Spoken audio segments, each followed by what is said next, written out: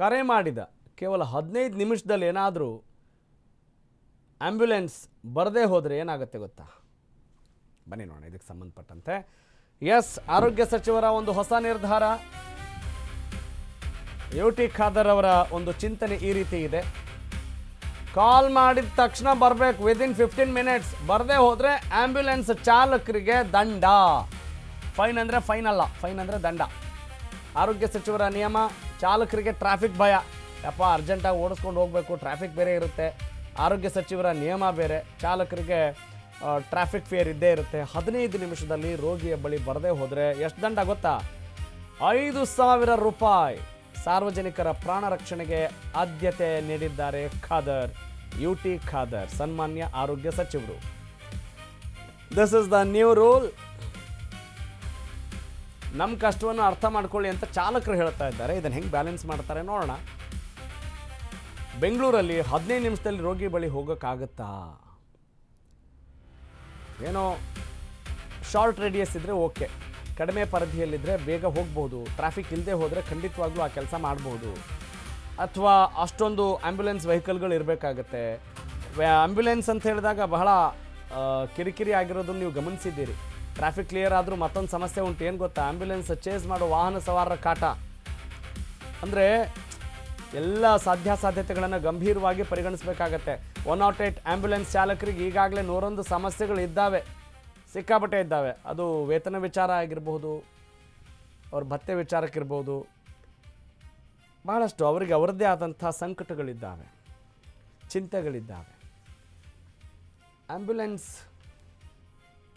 ವಿಚಾರಕ್ಕೆ ಸಂಬಂಧಪಟ್ಟ ಹಾಗೆ ಎಷ್ಟು ಆ್ಯಂಬ್ಯುಲೆನ್ಸ್ ಸಿಬ್ಬಂದಿ ಕೊರತೆಯಿಂದ ಪ್ರತಿ ಶಿಫ್ಟಲ್ಲೂ ನಿಲ್ತಾ ಇದ್ದಾವೆ. ಮಾರ್ನಿಂಗ್ ಶಿಫ್ಟ್ ಇರ್ಬೋದು, ಆಫ್ಟರ್ನೂನ್ ಶಿಫ್ಟ್ ಇರ್ಬೋದು, ನೈಟ್ ಶಿಫ್ಟ್ ಇರ್ಬೋದು.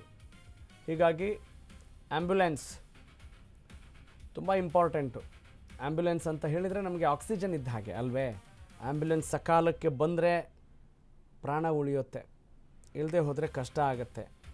ಅದರ ಜೊತೆಗೆ 108 ಡ್ರೈವರ್ಸ್ಗೆ 101 ಸಮಸ್ಯೆಗಳು ಇದ್ದೇ ಇದ್ದಾವೆ.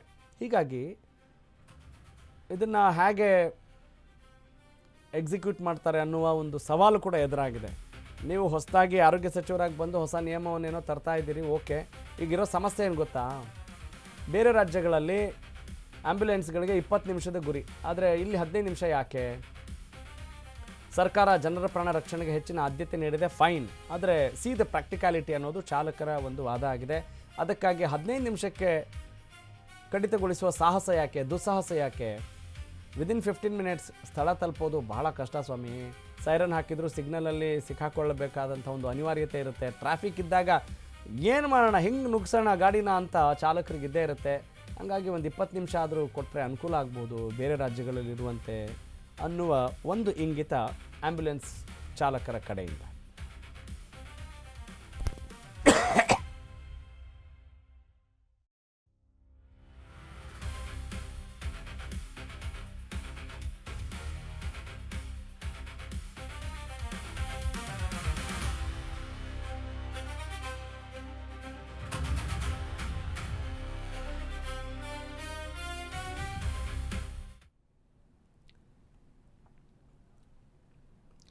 ಲಕ್ಷ್ಮೀ ಬಾಗಲಕೋಟೆ ನನ್ನ ಕಲೀಗ್, ನಮ್ಮ ಮೆಟ್ರೋ ಕರೆಸ್ಪಾಂಡೆಂಟ್, ಈ ಬಗ್ಗೆ ಮತ್ತಷ್ಟು ಮಾಹಿತಿ ನೀಡ್ತಾರೆ.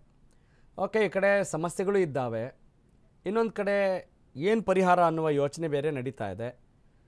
ನಮ್ಮ ಆರೋಗ್ಯ ಸಚಿವರು ಹೊಸದಾಗಿ ನಿಯಮವನ್ನು ತಂದಿದ್ದಾರೆ, ಆದರೆ 15 ನಿಮಿಷ ಅನ್ನುವ ಆ ಒಂದು ಟಾರ್ಗೆಟ್ ಇದೆಯಲ್ಲ, ಅದು ಎಷ್ಟರ ಮಟ್ಟಿಗೆ ಎಕ್ಸಿಕ್ಯೂಟ್ ಆಗಬಹುದು ಅನ್ನುವ ಒಂದು ದೊಡ್ಡ ಸವಾಲಿದೆ.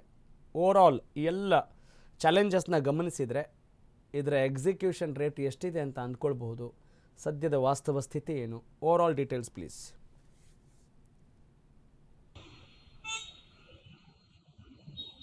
108 ಆಂಬ್ಯುಲೆನ್ಸ್ ಚಾಲಕರಿಗೆ ಒಂದು ರೀತಿಯಲ್ಲಿ ಅಗ್ನಿ ಪರೀಕ್ಷೆ ಸದ್ಯಕ್ಕೆ ಎದುರಾಗಿರುವಂತದ್ದು. ಯಾಕೆಂತಂದ್ರೆ ಒಂದು ಅಪಘಾತ ಅಥವಾ ಏನೇ ಒಂದು ಅನಾರೋಗ್ಯದಿಂದ ಸಮಸ್ಯೆ ಅಥವಾ ಸೀರಿಯಸ್ ಆಗಿರುವಂತಹ ರೋಗಿಯ ಸ್ಥಾನಕ್ಕೆ ಹೋಗ್ಬೇಕು ಅಂತಂದ್ರೆ ಅವ್ರಿಗೆ 15 ನಿಮಿಷಗಳ ಕಾಲಾವಕಾಶನ ಸದ್ಯಕ್ಕೆ ಸರ್ಕಾರ ಕೊಟ್ಟಿರುವಂತದ್ದು. ಈ ಹಿಂದೆ ನಾವು ಗಮನಿಸ್ತಾ ಹೋದ್ರೆ ಹಿಂದೆ 20 ನಿಮಿಷಗಳ ಕಾಲ ಅವರು ಸಮಯ ಇತ್ತು. ಆದ್ರೆ ಸದ್ಯಕ್ಕೆ 15 ನಿಮಿಷಗಳ ಕಾಲ ಮಾಡಿರುವಂತದ್ದು ಸಮಸ್ಯೆ ಇಲ್ಲ. ಒಂದ್ ರೀತಿಯಲ್ಲಿ ಯಾವುದೇ ರೀತಿಯಾಗಿ ಸಾವು ನೋವುಗಳು ಸಂಭವಿಸಬಾರ್ದು ಅನ್ನುವಂತ ನಿಟ್ಟಿನಲ್ಲಿ ಸರ್ಕಾರ ಈ ರೂಲ್ಸ್ ಮಾಡಿರುವುದು, ಇದನ್ನ ಒಪ್ಕೊಳ್ತೀವಿ. ಆದ್ರೆ 15 ನಿಮಿಷದಲ್ಲೇ ನಾವು ಸ್ಥಳಕ್ಕೆ ಭೇಟಿ ಕೊಡ್ಬೇಕು, ವಿಸಿಟ್ ಮಾಡ್ಬೇಕು ಅಂತಂದ್ರೆ ಖಂಡಿತವಾಗಿ ಅಸಾಧ್ಯ ಅನ್ನುವಂತದ್ದನ್ನ ಈಗ ಆಂಬ್ಯುಲೆನ್ಸ್ ಚಾಲಕರು ನೋವನ್ನ ಹೇಳ್ಕೊಳ್ತಾ ಇರುವಂತದ್ದು. ಯಾಕೆ ಅಂತಂದ್ರೆ 15 ನಿಮಿಷದಲ್ಲಿ ಏನಾದ್ರು ಒಂದು ವೇಳೆ ತಲುಪದೇ ಇದ್ದಲ್ಲಿ 5,000 ರೂಪಾಯಿ ದಂಡವನ್ನ ವಿಧಿಸುವುದಕ್ಕೆ ಸರ್ಕಾರ ಸದ್ಯಕ್ಕೆ ಮುಂದಾಗಿರುವಂತಹದ್ದು. ಅವ್ರು ಹೇಳ್ತಾ ಇರುವಂತದ್ದು, ನಾವು ನಮ್ಮ ಪ್ರಯತ್ನವನ್ನ ಮಾಡ್ತೀವಿ, ನಮ್ಮ ಪ್ರಯತ್ನ ಒಂದು ಜೀವವನ್ನ ಉಳಿಸುವಂತದ್ದಾಗಿರುತ್ತೆ. ಆದ್ರೆ ಈ ರೀತಿಯಾಗಿ ದಂಡದ ಅಸ್ತ್ರವನ್ನ ನಮ್ಮ ಮೇಲೆ ಹೇರ್ಲಿಕ್ಕೆ ಬಂದ್ರೆ ನಾವ್ ಯಾವ ರೀತಿಯಾಗಿ ಕೆಲಸ ಮಾಡೋಣ? ಯಾಕೆ ಅಂತಂದ್ರೆ ಬೆಂಗಳೂರಿಗೂ brand Bengaluru, silicon city, traffic ಹೆಸರುವಾಸಿ ನಮ್ಮ ಬೆಂಗಳೂರು ಸದ್ಯಕ್ಕೆ.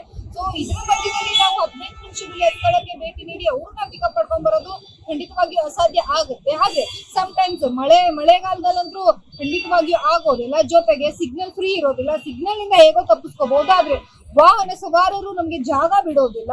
ಈ ಎಲ್ಲಾ ಸಮಸ್ಯೆಗಳ ಮಧ್ಯದಲ್ಲಿ ನಾವು ಹೇಗೆ ಅವ್ರನ್ನ 15 ನಿಮಿಷದಲ್ಲಿ ತಲುಪೋಕ್ಕಾಗತ್ತೆ? ಅದರಲ್ಲೂ ಬೆಂಗಳೂರು ಸದ್ಯಕ್ಕೆ ಬ್ರ್ಯಾಂಡ್ ಬೆಂಗಳೂರು ಅಂತ ಫೇಮಸ್ ಆಗಿದ್ದು ಗುಂಡಿಗೆ. ಸೊ ಈ ಗುಂಡಿಯ ಮಧ್ಯದಲ್ಲಿ ಯಾವ ರೀತಿಯಾಗಿ ಅವರು ಸ್ಥಳಕ್ಕೆ ತಲುಪ್ತಾರೆ 15 ನಿಮಿಷದಲ್ಲಿ ಅನ್ನುವಂಥದ್ದು ಪ್ರಶ್ನೆ. ಈಗ ಏನು 108 ಆಂಬ್ಯುಲೆನ್ಸ್ ಚಾಲಕರಿಗೂ ಒಂದ್ ರೀತಿಯಲ್ಲಿ ಇದು ಏನಂತಾರೆ ಅಗ್ನಿ ಪರೀಕ್ಷೆ. ಜೊತೆಗೆ ಬೆಂಗಳೂರಿನ ಟ್ರಾಫಿಕ್ ಅನ್ನ ಕಡಿವಾಣ ಹಾಕೋದಕ್ಕಿದೆಯಲ್ಲ, ಅದು ದೊಡ್ಡ ತಲೆನೋವು. ಅದು ಕಡಿವಾಣ ಹಾಕೋದಕ್ಕಂದ್ರೂ ಅಸಾಧ್ಯವಾಗಿರುವಂತದ್ದು. ಅದನ್ನ ಬ್ಯಾಲೆನ್ಸ್ ಮಾಡ್ಕೊಂಡು ಅವರಲ್ಲಿ ಹೋಗ್ಬೇಕು ಅಂತಂದ್ರೆ ಅದು ದೊಡ್ಡ ಸಮಸ್ಯೆ. ಜೊತೆಗೆ ಗುಂಡಿಗಳಿರ್ತವೆ. ಇನ್ನು ಹೈ ಸ್ಪೀಡ್ ಅಲ್ಲಿ ಇರೋದ್ರಿಂದಾಗಿ ಆಂಬ್ಯುಲೆನ್ಸ್ಗೂ ಸಹ ಜನರು ಏನು ಜಾಗವನ್ನ ಬಿಡ್ತಾರೆ ಅನ್ನುವಂಥದ್ದು ನಮಗೂ ಗೊತ್ತು, ಜೊತೆಗೆ ಸರ್ಕಾರಕ್ಕೂ ಗೊತ್ತು. ಆದ್ರೆ ಸರ್ಕಾರ ಇಲ್ಲಿ ಒಂದಷ್ಟು ಗಮನವನ್ನ ವಹಿಸಬೇಕು. 108 ಆಂಬ್ಯುಲೆನ್ಸ್ ಚಾಲಕರೇನಿದ್ದಾರೆ ಅವರಿಗೆ ಏನೇನು ಸಮಸ್ಯೆಗಳು ಎದುರಾಗ್ತವೆ ಅನ್ನುವಂಥದ್ದನ್ನ ಗಮನದಲ್ಲಿ ಇಟ್ಕೊಳ್ಳದೆ ಈ ಒಂದು ಕೆಲಸವನ್ನ ಮಾಡ್ಲಾಗ್ತಾ ಇದೆಯಾ? ಮೊದಲು ನೀವು ಟ್ರಾಫಿಕ್ ಜೊತೆಗೆ ಗುಂಡಿಗಳಿಗೆಲ್ಲ ಮುಕ್ತಿ ಕೊಡಿ, ನಂತರದಲ್ಲಿ ನೀವು ನಮ್ಗೆ ಫೈನ್ ಅನ್ನು ಹಾಕೋದಕ್ಕೆ ಮುಂದಾಗಿ ಅಂತ ಹೇಳಿ ಚಾಲಕರು ತಮ್ಮ ನೋವನ್ನ ಹೇಳ್ಕೊಳ್ತಾ ಇರುವಂತದ್ದು. ಎಲ್ಲವನ್ನ ಗಮನಿಸಿ ಸರ್ಕಾರ ಮತ್ತೆ ಏನಾದ್ರು ಇವರಿಗೆ ಅಂದ್ರೆ 20 ನಿಮಿಷ ಇದ್ದಂತ ಟೈಮನ್ನ 15 ನಿಮಿಷಕ್ಕೆ ಏನ್ ಕಡಿವಾಣ ಹಾಕಿದೆ, ಕಡಿತಗೊಳಿಸಿದೆ, ಅದನ್ನ ಮತ್ತೇನಾದ್ರೂ ಜಾಸ್ತಿ ಮಾಡ್ತಾರಾ ಅನ್ನುವಂಥದ್ದು ಸದ್ಯಕ್ಕೆ ನಾವು ಕಾಡ್ ನೋಡ್ಬೇಕಾಗಿರುವಂತದ್ದು.